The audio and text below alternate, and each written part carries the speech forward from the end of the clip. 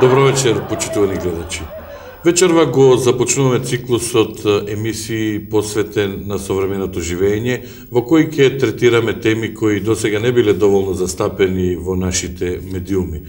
Кој знае, може би сме немале доволно храброст да зборуваме за нив. Една од тие теми е и вечерашнава. Во последно време се поголем број стручњаци се занимаваат со потеклото на смрдејата во нашиот град. Резултатот тие испитувања е констатацијата дека градот Скопје смрди од подмишки. По тој повод, вечерва во студиото ги поканивме во моментов можеби најеминентните стручњаци од оваа област. Од мојата лева страна, господинот професор доктор Тошо Малерот, и од мојата десна страна, професор доцент доктор Паника Миле. То сум ја. На самиот почеток сакам нешто да ве запрашам. Дали доволно се познавате? Да. Да не сте роднини? Не. Де сме? Во тој случај можеме да започнеме. Докторе, повелете. Видете, од етимолошки аспект, Простите, колега, че сакате ли само сладикот да го дадете? мишката потекнува од францускиот збор мише, што значи мало смрдливо длакаво место. Секоја сличност со некој друг дел од телото е сосема случајна, нели? Историски гледано, многу теоретичари се бавеле со овој проблем и тие главно потекнуваат од трите најзначајни школи, и тоа Вардарска, Ресавска и Моравско-Подунавска школа, од која подоцна се развиваат неколку теории, како што се биолошката теорија, хемиската, еволуционистичката со појавата на Дарвин и неговото капитално дело Потекло на мишките. Потоа тука треба да ги спомнеме представниците на граѓанската теорија и на крај се разбира марксистичко-ленинистичка теорија. Јас, докторе, би ве замолил за нашите гледачи да ги објасниме овие теории, бидејќи сепак се работи за една недоволно позната област во широката јавност. Па видете, еве јас би започнал со биолошката теорија. Низините представници углавном сите копаат под мишки и велат дека има луѓе на кои природно повеќе им смрдат мишките и луѓе на кои природно помалку им смрдат истите. Простите, колега, е... што ќе ве прекида. Вие можда не сте знале, меѓутоа Баркс това долго лепо го попиено у 11 тези за мишките, а нарочито 11-та теза у која што јасно кажува да филозофите само различито ја третират мишката. Работата е у то ода да не смрди. Дали ме разбирате? Да. Докторе, вие неодамно објавивте еден труд ваш во специализираното списание Твор Копоник. Меѓу другото, таму се задржувате и на еден термин, ефект на привиден застој. Дали можете да го објасните тоа за нашите гледачи? Да. Па видете, овој термин во теориската номенклатура за прв пат го оведуваат представниците на хемиската теорија. Ефект на привиден застој значи дека интензитетот на смрдејата на мишката се зголемува само до 7-миот ден по последното перење и потоа останува ист. Значи се запазува една константа што може да се види и од што може да се види и од графиконот. Јас не знам дали камерата може да го улови. Еве, тука убаво покажува како се зголемува. Видите до овде, овака. Видите шуба. И после тоа иде меѓу тоа, колега, Баркс и ова го има многу добро попиено. Значи, у трите писма што са до Ван Бастен и едното до Ван Тигелен, Као што реков Маркс го името, тој е он. И оно кажува да интензитетот на спрдејата се големува и након 7-миот ден од последното перење, ода све више расте, ода имаме една фаза у која што бишката пробидува у кадаив, и отак имаме кома и смрт. Ова како да човекот умира у страшни баки, те што сишо како да пестилува. Сега се благодарам за ова опширно излагање. А сега имаме подготвено еден прилог, предлагам да го погледнеме прилогот. Не ме оставајте сам!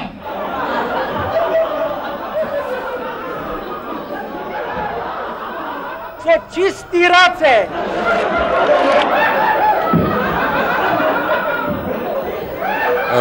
Како што реков премилку, да го проследиме на евениот прилог. Воено проигрување со Воутерс.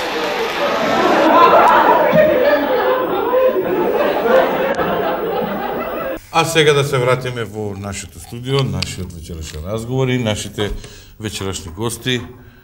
Докторе, повелете. Да.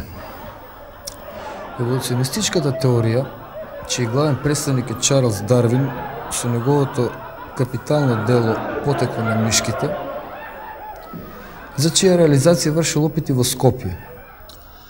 Поточно во автобус на ГСП Скопје на релација Сарај автокоманда, не лани туку полани.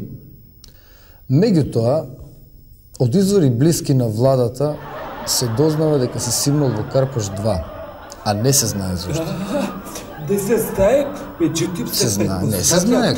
Оса симнал због слободата да ја завери и одак убрзо након това одрумира и со субдукција се установува да у неговата крв се налазат такозвани антитела, кои што заедно со еритроцитите и другите крвни елементи, т.е. детали, стварат фусија и одако умира со страшни на лицето грчави и то.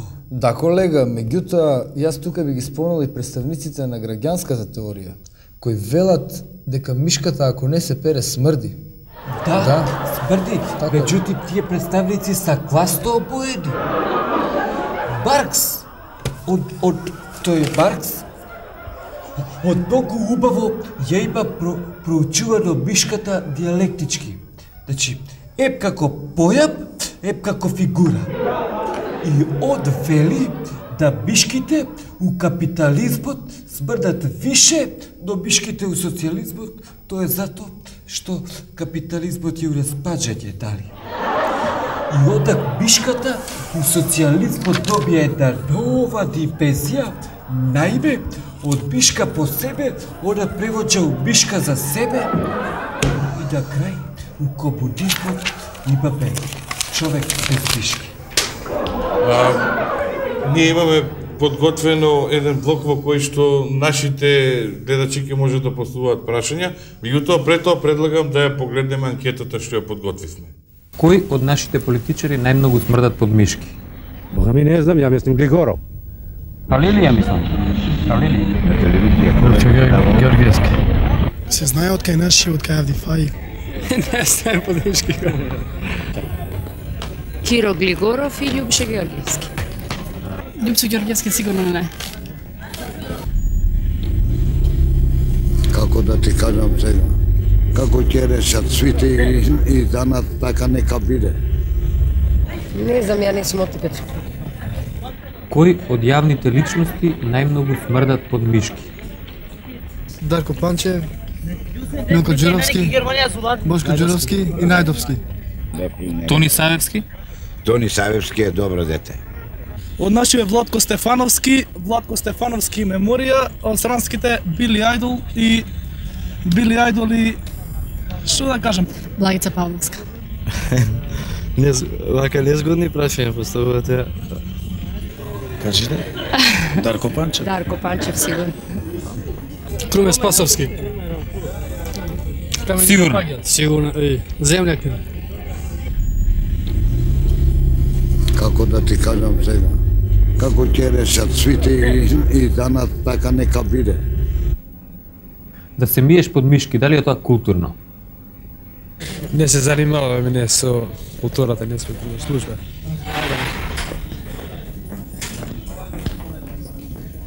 Од секогаш смрди, овој пак е смрди.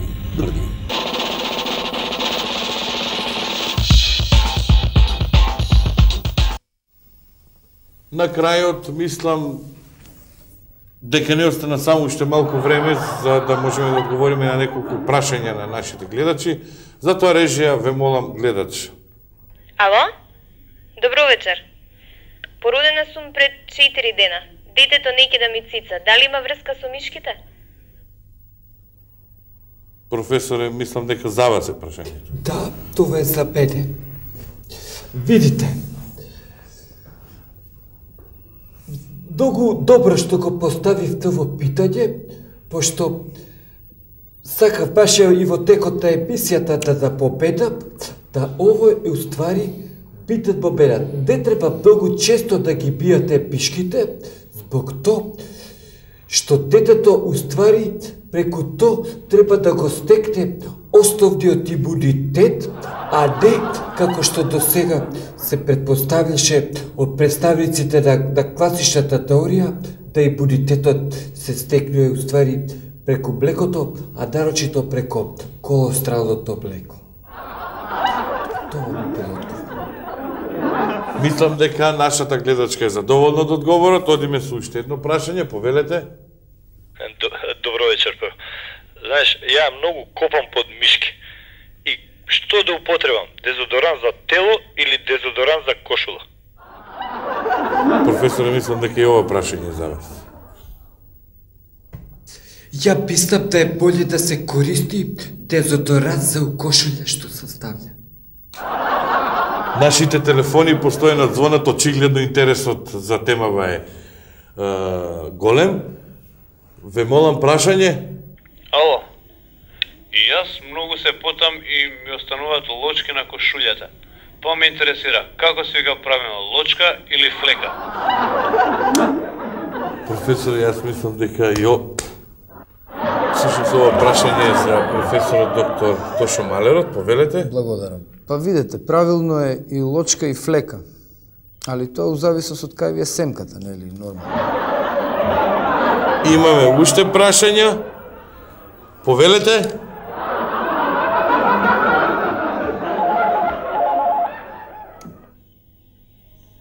Ало, кога се причам под мишки, ми искачаат некои ситни мали подкожни бубулици, кои со тек на време избиваат на површината и ми ствараат додатни проблеми при дезодорирање. Дали да употребувам класичен бик или машинка? Докторе? Да. Па видите, правилно е со бик. Меѓутоа, да му кажеш на татко ти, прво да ти ги стиска бубулиците и после тоа да не го употребува истиот бик за подзабричување. И многу да го поздравиш. Пред да ви кажеме, благодарам за вниманието, само уште едно прашање, повелете. Ало, вчера ми дојдоа гости. Поседоа 10 минути и си отидоа. Во што е работава? И дали ќе дојдат пак? Кој ќе одговори на ова? Професор? Сигурно ќе дојдат и то најверојатно у среда, негде око 6 сатот. Да ги сачекат. Ете, тоа беше се за вечерашнава наша тема, за вечерашниве наши разговори во студиото со нашите гости. Јас ви благодарам за вниманието, за присуството. Почитувани гледачи, довидување и не пропуштете следната епизода. Довидување.